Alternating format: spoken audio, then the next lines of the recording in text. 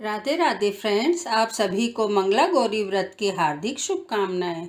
सावन का महीना जितना भगवान भोलेनाथ को प्रिय है, उतना ही यह माँ गौरी को भी प्रिय है।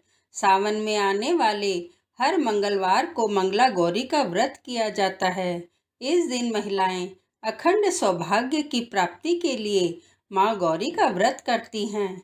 यदि किसी के शादीशुदा जीवन में कोई बाधा आ रही हो तो मंगला गौरी का व्रत करने से सभी समस्याएं खत्म हो जाती हैं और संतान सुख की प्राप्ति होती है। तो आइए शुरू करते हैं मंगला गौरी व्रत की पौराणिक कथा। जय हो माँ गौरी मैया की जय। जय माँ पार्वती की। प्राचीन समय में पंपापुर गांव में एक साहूकार अपनी पत्नी के साथ रहता था। उसके घर में अन्न धन की कोई कमी नहीं थी, परंतु संतान ना होने का दुख उनके मन को परेशान करता था। एक दिन साहूकार के घर पर एक साधु आया। तब साहूकार ने अपनी पत्नी के साथ उनका खूब आदर सत्कार किया और अपनी व्यथा सुनाई। तब साधु ने सावन मास के मंगलवार को माता पार्वती की पूजा करने और व्रत रखने को कहा। साधु महाराज के कहे अनुसार श्रावण मास के पहले मंगलवार से ही साहूकारनी ने माँ पार्वती की पूजा और व्रत करना आरंभ कर दिया। कई महीनों तक उसने मंगलवार के दिन व्रत और पूजन किया। उसकी भक्ति भाव से माँ पार्वती प्रसन्न हो गई। एक दिन साहूकार को सपना आया कि जिस आम के वृक्ष के नीचे गणेश जी बैठे हों, उस आम के वृक्ष से आम तोड़कर अपनी पत्नी को खिला देना। तुम्हें अवश्य ही पुत्र रत्न की प्राप्ति होगी। सुबह आंख खुलते ही साहूकार आम के वृक्ष को ढूंढने निकल पड़ा। एक दिन उसे वह आम का वृक्ष दिखाई दिया जिसमें गणेश जी बैठे हुए थे। तो उसने फल तोड़ने के लिए पेड़ पर पत्थर मारे। ऐसा करने से उसे आम का फल तो मिल गया, परंतु जब वह फल तोड़ने के लिए पत्थर मार रहा था, तब पत्थर गणेश भगवान को लग गया, जिससे गणेश जी को चोट आ गई। तब गणेश जी गुस्सा हो गए और उन्होंने श्राप देते हुए कहा, हे स्वार्थी मनुष्य, तूने अपने स्वार्थ के कारण मुझे चोट पहुंचाई है, तुझे भी ऐसे ही चोट लगेगी। माँ पार्वती के आशीर्वाद से तुझे पुत्र रत्न की प्राप्ति होगी, परंतु वह सांप के काटने से 21 वर्ष की आयु में ही मृत्यु को प्राप्त हो जाएगा।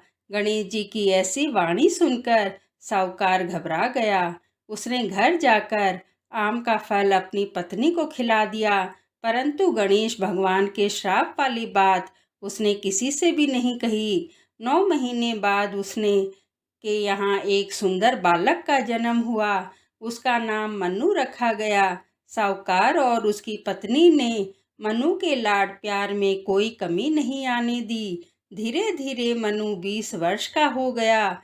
वह अपने पिता के साथ कारोबार में हाथ बटाने लगा।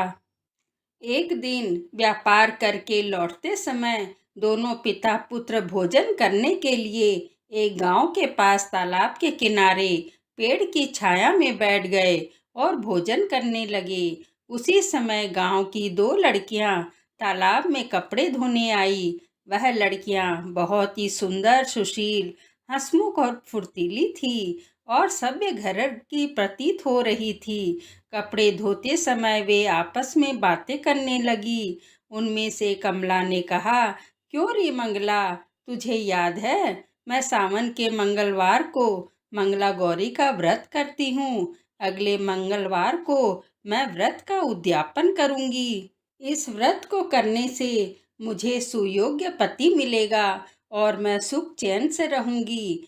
फिर उसने कहा, मंगला, तू भी अगले साल से श्रावण मास के पहले मंगलवार से व्रत करना शुरू कर देना, तो तुझे भी मनपसंद पति मिलेगा। इस व्रत को करने से पति की आयु बढ़ती है।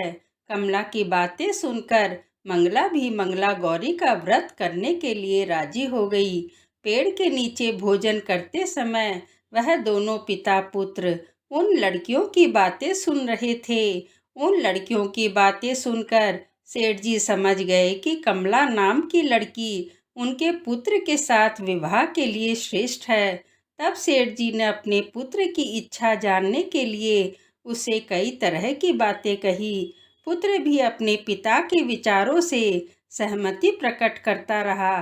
पुत्र की इच्छा जानने के बाद सेठ जी ने कमला के साथ अपने पुत्र का विवाह करने का निश्चय कर लिया और सोचा, ऐसा करने से मेरे पुत्र की आयु बढ़ सकती है और कोई अनहोनी घटना भी टल सकती है। फिर सेठ जी अपने पुत्र के साथ कमला के पीछे पीछे घर पहुंच गए। कमला के पिता भी बड़े ही नामी साहूकार थे। सेठ जी ने कमला के पिता से अपने पुत्र के विवाह की बात की। दोनों परिवार कमला और मन्नू का विवाह करने के लिए सहमत हो गए। शुभ मुहूर्त में बड़ी धूमधाम से मन्नू और कमला का विवाह संपन्न हो गया। दोनों ने पति पत्नी के रूप में बड़े बुजुर्गों के आशीर्वाद के साथ घर संसार चलाना शुरू कर दिया। ससुराल में आकर कमला ने मंगला गौरी का व्रत नियम के अनुसार चालू रखा, जिससे माता पार्वती ने एक दिन कमला को सपने में दर्शन देकर कहा, पुत्री, मैं तेरे व्रत से प्रसन्न हूँ, लेकिन तेरे पति की आयु बहुत कम है। अगले महीने मंगलवार के दिन एक सांप तेरे पति को डसने के लिए आएगा, लेकिन तू घबराना मत। तू सांप के लिए एक प्याले में मीठा दूध रखना और उसके पास एक खाली मटकी रख देना। सांप दूध पीकर अपने आप मटकी में चला जाएगा। तब तू जल्दी से उस मटकी का मुंह कपड़े से बांध देना और उसे जंगल में छोड़ देना। ऐसा करने से तेरे पति के प्राण बच जाएंगे। जब अगले महीने का मंगलवार आया, तब कमला ने किसी को कुछ भी बताए बिना माँ पार्वती के कहे अनुसार सारा कार्य कर दिया। माँ पार्वती की कृपा से कमला के पति के प्राण बच गए। इस प्रकार मंगला गौरी के पावन व्रत के प्रभाव से मनु दोष मुक्त हो गया। बोलो मंगला गौरी माता की जय। जब घर वालों को यह बात पता चली तो सबकी खुशी का ठिकाना नहीं रहा। फिर पूरे गांव में कमला का गुणगान होने लगा।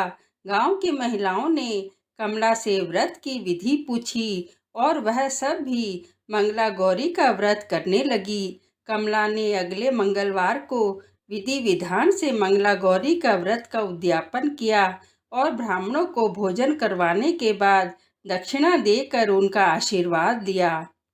इस प्रकार मंगला गौरी व्रत की कथा संपन्न हुई। जय माँ मंगला गौरी की जय।